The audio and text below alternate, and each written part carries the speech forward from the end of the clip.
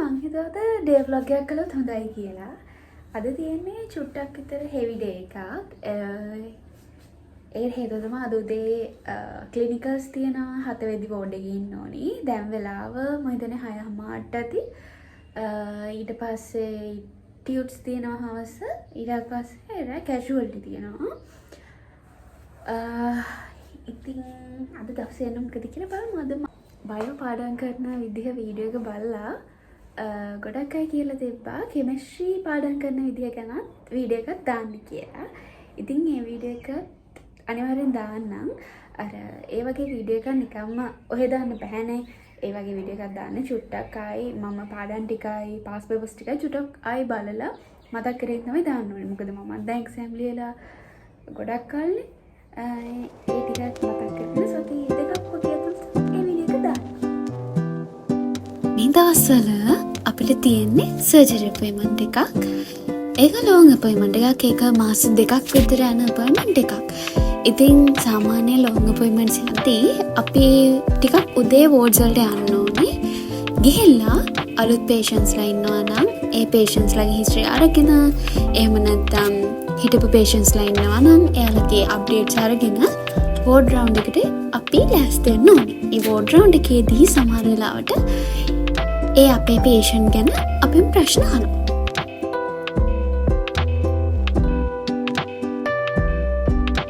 සාමාන්‍යයෙන් ක්ලිනිකල්ස් යද්දී අපිට සාමාන්‍යයෙන් ඕන වෙනවා ස්ටෙත් එක, ඊට පස්සේ පෙන්ටෝච් එක, ටේප් එක, ඊට පස්සේ නී හැමර් එක, සමහර තව අපොයින්ට්මන්ට්ස් වලදී ඔය පීඩ් වගේ අපොයින්ට්මන්ට් එකක නම් පීඩ් කිට් එක එහෙම ඕන වෙනවා.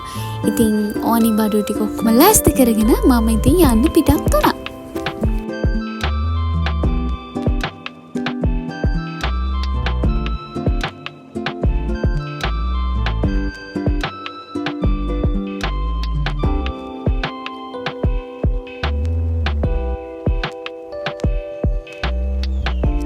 රාගම මෙඩිකල් ෆැකල්ටි එක කියන්නේ කොළඹ අවට වුණාට හරියම ලස්සනට නේචර් එකත් එක්ක බිල්ඩ් අප් වෙලා තියෙන මෙඩිකල් ෆැකල්ටි එකක්. හරියම ලස්සන, ඇත්තට හරියම කාම්. පුදුම ලස්සනක් ඉතින් උදේට තියෙන්නේ.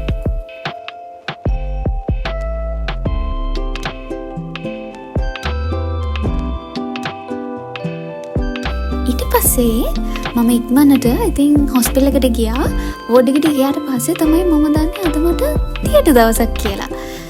ඊට පස්සේ ඉක්මනට තියටර් එකට යන්න ලෑස්ති වෙලා තියටර් එකට ගියා. හැබැයි මම වැඩි වීඩියෝස් නම් ඒක ඇතුළතදී ගත්තේ නැහැ. මොකද අපිට ක්ලිනිකල්ස් රෙකෝඩ් කරන්න බෑ.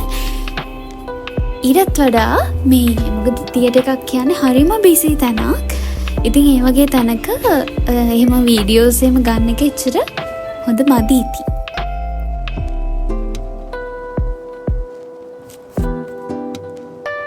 ඊට පස්සේ මං ආයේ වීඩියෝස් ගන්නකොට නම් හවස් වුණා. මොකද ක්ලිනිකල්ස් ගිහිල්ලා ඉවර වෙද්දි 12 විතර වුණා. ඊට පස්සේ ටක් ගාලා ලන්ච් අරගෙන ටියුට් එකට ගිහිල්ලා ඉවර වෙලා තමයි මං ආයේ රෙකෝඩ් කරන්න ගත්තේ. මොකද ඒ අතර මැද රෙකෝඩ් කරන්න අතරම වෙලාවක් හම්බුනේ නැහැ.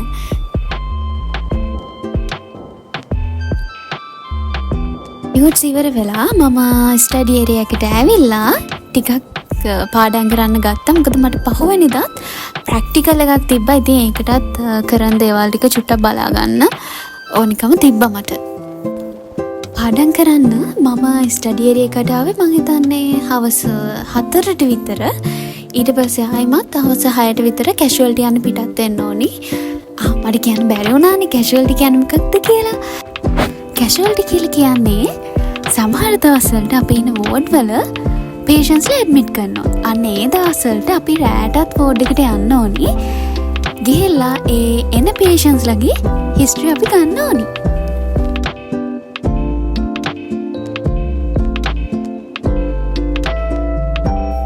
ඊට පස්සේ පැයකමාර මම හිතන්නේ දෙකක් විතර පාඩම් කරලා කැෂුවල්ටි යන්න පිටත් වුණා. කැෂුවල්ටි යන්න කලින් ඉතින් කෑමත් අරගෙනම තමයි ගියේ. මොකද අපි ආයි යද්දී ගොඩක් කලාට කැන්ටින් එහෙම වහලා. ඒ හින්දා කලින් කෑම අරගෙන යන එක තමයි ලේසි. ඒ හින්දා කෑමත් අරගෙන අපි වෝඩ් එකකින් එද්දී රෑ 11 විතර වුණා. අද ටිකක් වැඩිපුරත් එක්ක ඉන්නවා නම් මොකද අද ගොඩාක් පේෂන්ස්ලා හිටියා ඇඩ්මිට් වෙන්න ඇවිල්ලා.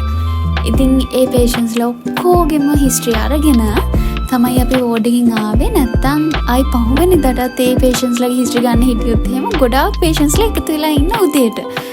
ඉතින් වෝඩ් එකේ වැඩ ටික ඔක්කොම ඉවර කළා. හොස්ටල් ඇවිල්ලා පොෂ් එකක් දාලා හැම සුපුරුදු පරිදි ආයි ඉතින් වැඩ කරන්න පටන් ගත්තා. ආයි මං කියවන හෙටත් මට ප්‍රැක්ටිකල් එකක් තියෙනවා. එතකොට ඒකට චුට්ටක් බලා ගන්න ඕනි. ඒ වගේම තමයි වෝඩ් රවුන්ඩ් වලත් සර්ලා එක ප්‍රශ්න අහනවනේ. එතකොට ඒ ප්‍රශ්න වලටත් ඉතින් උත්තර හොයාගන්න පොඩි පාර්ට්ස් ටිකක් කියවන්න ඕනි. ඒ ඔක්කොම ඉවර කරලා තමයි ඉතින් අද නිදාගන්න වෙන්නේ.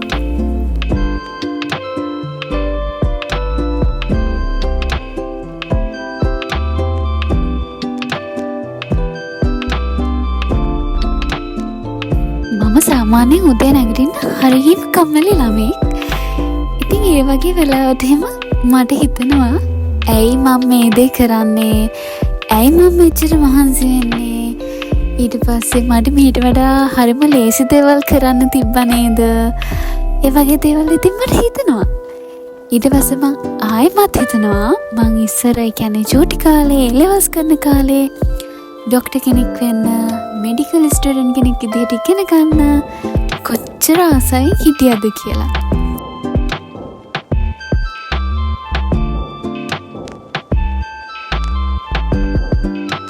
එතකොට ඉතින් ආයෙමත් මටම තේරෙනවා මං ඇත්තටම කරන්නේ මං ආස දේ තමයි. හැබැයි පොඩි ප්‍රශ්නකට තියෙන්නේ ඒ දේ තාම ප්‍රොසෙස් වෙනවා. මං ඒකට තාම ඉගෙන ගන්නවා. මං ඒකට තාම මහන්සි වෙනවා. ඉතින් ඒ දේවල් ඉතින් මමම හිතනවා. ඇත්තටම අපි දෙකට ආසයි නම් අපි ඒ දේට මහන්සි වෙන්න ඕනි. අපි ඒ දෙකට අවංකව කැප වෙන්න ඕනි. ඒක ඉතින් මට විතරක් නෙමෙයි. ඒක අපි හැමෝටම එහෙම තමයි. අපි ආස දෙයක් තියනවා නම් අපි ඇත්තටම මේ දේට ඒ දේ ලබා ගන්න අපි මහන්සි වෙන්න ඕනි. ඉතින් අදට මගේ vlog එක ඉවරයි. සමහර අය ඉල්ලලා තිබ්බා මෙඩිකල් ස්ටුඩන්ට් කෙනෙක්ගේ දවස ගෙවන විදිහ වීඩියෝ එකක් කරන්න කියලා. ඉතින් ඒ හින්දා තමයි මම මේ වීඩියෝ එක කළේ. එහෙනම් වීඩියෝ එකට ලයික් කරලා, කමෙන්ට් කරලා channel එක subscribe කරන්න. එහෙනම් thanks for watching.